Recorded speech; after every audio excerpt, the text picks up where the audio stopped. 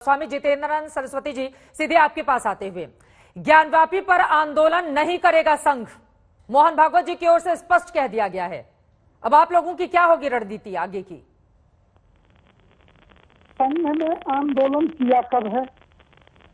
जब 1984 में अंतिम चरण का आंदोलन प्रारंभ हुआ, उसमें 1986 में ताला खुला और ताला खुलने के बाद 87-88 में आकर के 89 तक राम जन्मभूमि के आंदोलन को समर्थन दिया, पहले विश्व हिंदू परिषद ने और बाद में राष्ट्रीय स्वयंसेवक संघ ने।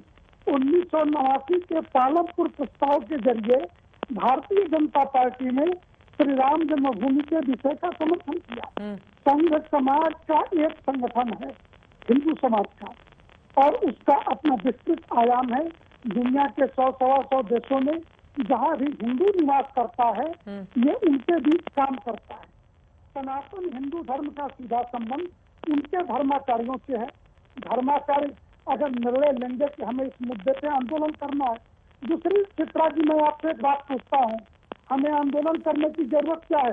अगर आंदोलन ही करना होता तो हम 303 सांसद चुन करके भारतीय जनता पार्टी के हिंदुत्ववादी सांसद हम संसद में भेजते क्यों?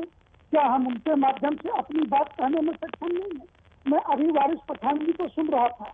वारिस पठान जी बोल रहे थे कि लीगली मोहन राव भागवत की स्थिति क्या है। मैं पूछूं, वारिस पठान और असुद्दीन ओवैसी की स्थिति क्या है? All India Muslim personal law board अथवा जमायत उलेमा हिंद की एक हैसियत है, लेकिन एक राजनीतिक रूप से भी हैदराबाद के बाहर एक दो छिटपुट विधायकों की हैसियत नहीं तय होती। इसलिए हिंदू समाज के सर्वोच्च संगठन के सर्वोच्च मुखिया के बारे में ऐसे शब्द प्रयोग करना ये ठीक नहीं है, ये घातक प्रवृत्ति है राजनीतिक लोगों की। और मैं एक बात कहूँ कि संघ संतों के श्री चरणों में झुकता है, बैठता है।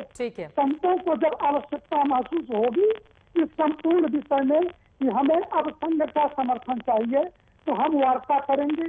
ये हमारे और उनके बीच का विषय है। लेकिन ये सच है कि संत समिति भी कहती है कि हम आंदोलन नहीं करने वाले हैं। ठीक है, आंदोलन की कोई आवश्यकता नहीं है।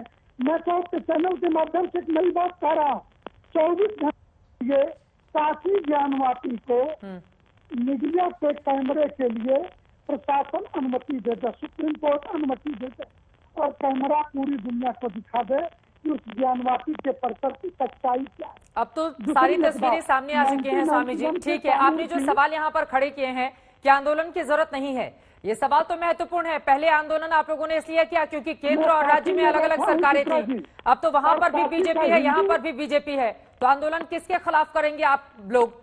अब तो जो चाहा जाता है संघ की ओर से वो पूरा ही हो जाता है, ये बात तो सच है। चित्रा जी एक बात सुन लीजिए, ये धमकी नहीं है, लेकिन जिस तरीके की धमकी जमात हिंद के कार्यक्रम में देवबंद में दी गई उसका एक ही जवाब है।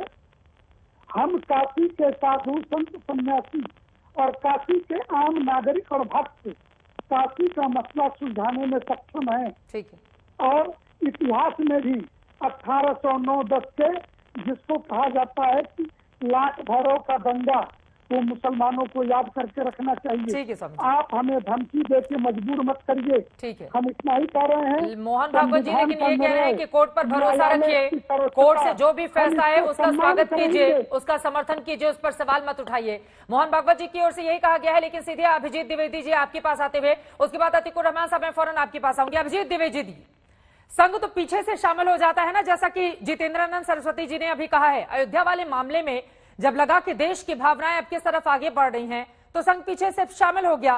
तो इस वाले मामले में भी क्या इसी तरह की उम्मीद कर ली जाए संघ को लेकर? चित्रा जी, मोहन भागवत जी ने एक बार नहीं कई बार, चाहे वो दिल्ली में विज्ञान भवन की व्याख्यानमाला में उनका संबोधन रहा हो, चाहे अलग अलग भाषणों में उन्होंने इस बात को कहा हो, चाहे 9 नवंबर के बाद उन्होंने, उनका एक कंसिस्टेंट स्टैंड है इस चीज के ऊपर कि अयोध्या के विषय से इतर अन्य विषयों में संघ सीधे आंदोलन में नहीं उतरेगा।